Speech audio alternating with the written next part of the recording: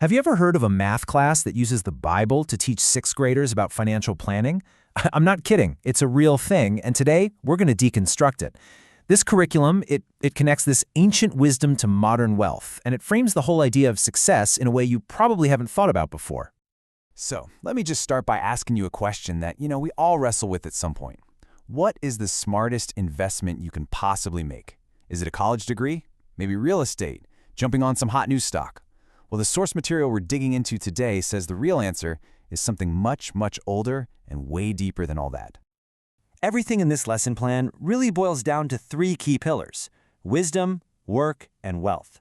And the core idea here is that these aren't separate things you chase after. No, they're more like a three-legged stool. If you take one leg away, the whole thing just topples over. And here's the central argument, which is actually pretty bold. It says that an education without some kind of moral foundation isn't just incomplete, it can actually be dangerous. I mean, think about it for a second. What good is being a genius if you use that brain power to make terrible, destructive choices? This is all about weaving knowledge and character together. Okay, first let's get a key term down that we're going to see a lot: lifetime income. Super simple, right? It's just the total amount of cash you earn over your entire career. Just tuck that idea away, because it's exactly how we're going to measure the real-world impact of the different choices we'll be looking at. Next up, vocational training. And look, this isn't just about the classic trades like welding or plumbing. We're talking about coding, graphic design, becoming an electrician. Really, it's about mastering any specific practical skill. And you're going to see this curriculum places a huge value on this path.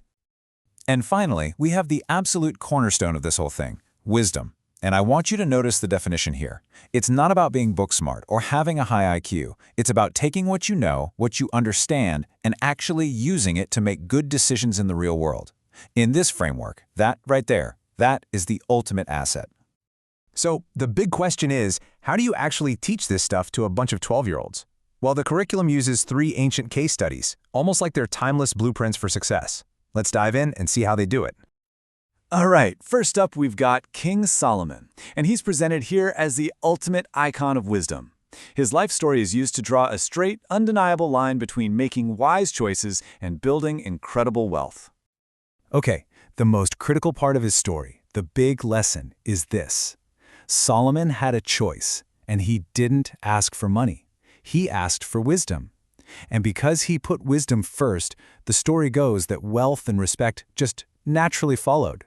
So the modern connection for students is clear. If you invest in your ability to make good decisions, that is the most reliable path to real success. And this is where the math comes in. The lesson actually puts a number on it.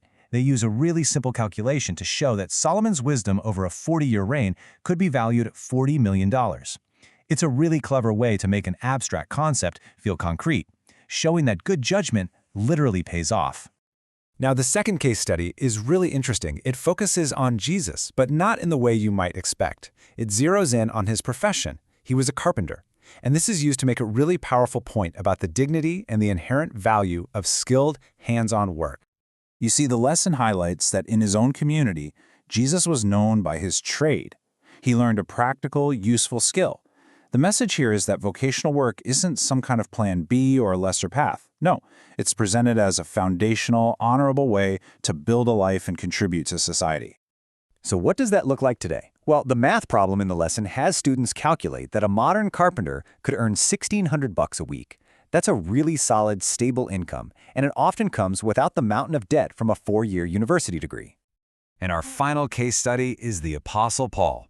He's held up as the model for financial independence. You see, his trade wasn't his main mission in life, but it was the very thing that made his mission possible. Paul was a tent maker, and he used that practical skill to pay his own way while he traveled and pursued his calling. So the lesson here is really about freedom. Having a practical skill means you're not dependent on others for money. It gives you the independence to go after whatever you feel your greater purpose is. So what's the financial picture here? A trade like tent making could provide a steady income, maybe around $500 a week. And the point isn't about getting rich, it's about being self-sufficient. It's about having the freedom to focus on what you believe truly matters. Okay, so we've seen the principles, we've gone through the stories, now let's get down to the brass tacks and look at the hard numbers. This is the part of the lesson that connects all these ideas directly to your paycheck. And here's where it all comes together in a table.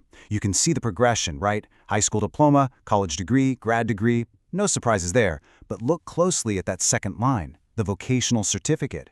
With just 1 or 2 years of training, the projected lifetime income is $400,000 higher than a diploma by itself. That's a huge deal.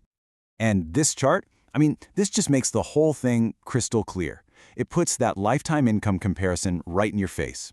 And while, yeah, more college generally means higher earnings, the big story here is just how powerful and efficient that vocational path can be for building a really solid financial foundation, and fast.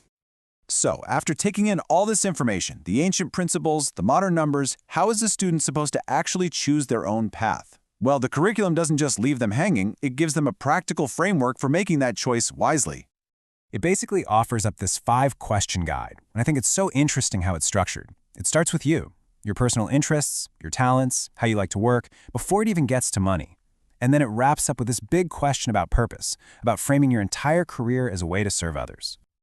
And that brings us right to the ultimate takeaway from this whole lesson. After all the math, all the case studies, all the comparisons, what is the single most important thing to invest in? It all comes back to this one verse from Proverbs. The final message is that the best investment isn't a degree, it's not a vocational certificate, it's not a stock. It's the lifelong pursuit of wisdom itself. That's the real foundation that everything else, your work, your wealth, your purpose, has to be built on. So we're going to end with the same question this lesson leaves its students with. It's a real challenge to think beyond your lifetime income and start considering your lifetime value. It's not just about what you earn, it's about who you become and what you give back. And that's a pretty profound question to come out of a 6th grade math class.